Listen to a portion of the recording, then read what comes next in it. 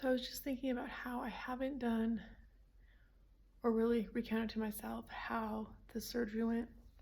Um, Going into surgery was very clear, or I remember it clearly. It was kind of weird because I had no idea what the surgical room would look like, and it looked more like a classroom, like a high school classroom. Almost like you went through like double doors, and there were more people in there than I anticipated. I was thinking there was just going to be the main neurosurgeon, and then I knew there was a fourth year resident that was assisting him, but there were probably like 4 or 5 other people in there too.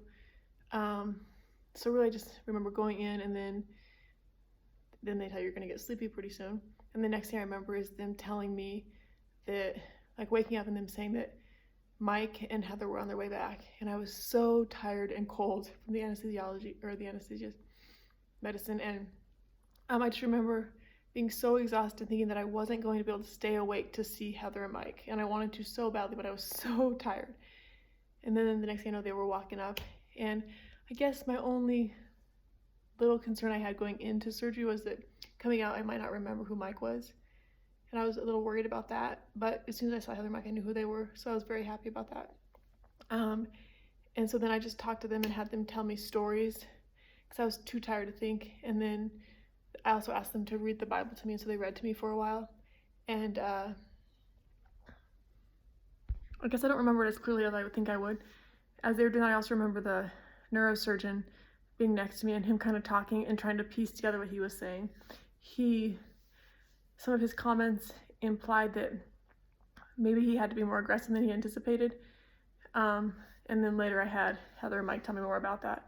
So they kind of recounted that when they got in there. So going into surgery, what we knew was that some of the risks were he was trying to get out as much of the mass as he could, and that in taking the mass out, they had done this like functional MRI, which showed them where to stay away from. So my mass was on the right side of my body, which means it impacts the left side in terms of function. And so going into it, they were more worried about the functioning of my left hand, that I might have some temporary paralysis afterwards. And then the other risk was I might have some speech issues, which you can tell that I do, on the left side. And then some like word recall, I guess. They did some preliminary like word recall tests. So going into the surgery, the neurosurgeon knew like certain areas to try to stay away from by the mass to limit how it would impact my arm and my speech and my word recall. But once I got in there, I had to be more aggressive than I anticipated. So coming out of the surgery, which I didn't know this right away, but I guess it was a huge celebration that I could use my legs, and that had become a risk during the surgery because he ended up being more aggressive than they anticipated. But the good news is I don't have any issues with walking. Initially my balance was a little bit off, but after a day that got better, and I can totally just walk normal now. I feel very steady on my feet. I still have a little bit of, I can't really use my left cheek quite right, and so I have to work on that. I'm going to speech to help with that. And then my left hand, like using my, I guess it's my middle finger and my ring finger, they don't have like the strength that they normally would. They're kind of weak, so I can be extra clumsy with them. Like I drop things more than I usually would. So when I think about coming out of surgery or the days following surgery, I guess the most frustrating or hardest part has been the speech part of it, having to work harder to articulate and talk. It just takes more energy than I'm used to. Typically, we don't really have to think to do that. And then even just like having to work harder to like pick things up with my left hand, or dropping things, or just typical things. Like the other day I tried to fold laundry, and it just takes a lot more energy. I have to do it a lot slower. I can do it though, and it's supposed to be all temporal, so I'm going to OT, and hoping in a few weeks I can get it back to where it was previously. So I guess my purpose in the video was kind of just telling about going into surgery and coming out of surgery. Coming out of surgery, I was told that my head would feel like I had 15 margaritas, and it actually wasn't. I don't know what that would feel like actually, but it didn't.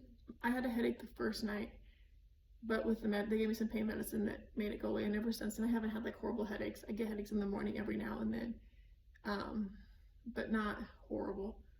Probably just like a level like 4 or 5 headache, which isn't bad, I guess.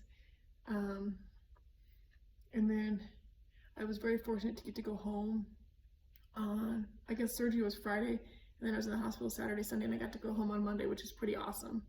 In the hospital, they wake you up like every hour, so it's really hard to sleep. And I've had a hard time sleeping just due to the steroids that they put me on. They keep me awake at night. So that actually probably has been one of the harder parts too, just not sleeping, because it makes me so tired during the day. And then when I'm tired, speech is harder, it takes more energy. So, but hopefully, now I'm not on steroids anymore, so hopefully I'll start sleeping better now as I get out of my system. I guess I'm kind of going on and around it a little bit, but just trying to think through things I might want to remember about this time. I'm so grateful to get to come home with Mike and be home and not in the hospital anymore.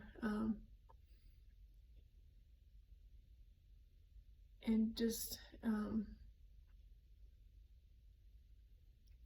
trying to stay patient with myself, because I do get frustrated with my speech and with my hand, but also trying to remember how blessed I've been that I don't have leg issues, and that the hand is just temporary, and same with the speech, and it should all get better.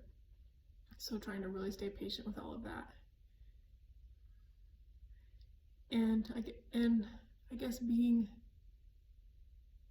tired makes it a little bit harder, because I get a little bit emotional sometimes with all of it, or get frustrated with things that I shouldn't let frustrate me. So trying to, I don't know, I think probably for a lot of us, being patient with ourselves is probably one of the hardest things.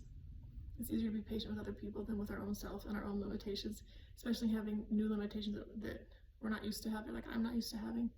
So trying to work through those and just focus on the good and how much I have to be thankful for and grateful for. And after talking to the neurosurgeon, after they did the MRI following the surgery, it sounds like it was largely successful, and they got a ton of the mass out, and were able, I mean, there's still some of it left in there, which is why I have to do radiation and chemo, but they got most of it out, or a bunch of it out. So that's huge, and that's the number one thing you need to be able to kind of conquer this cancer that I have in my head. So I want to send praises for that.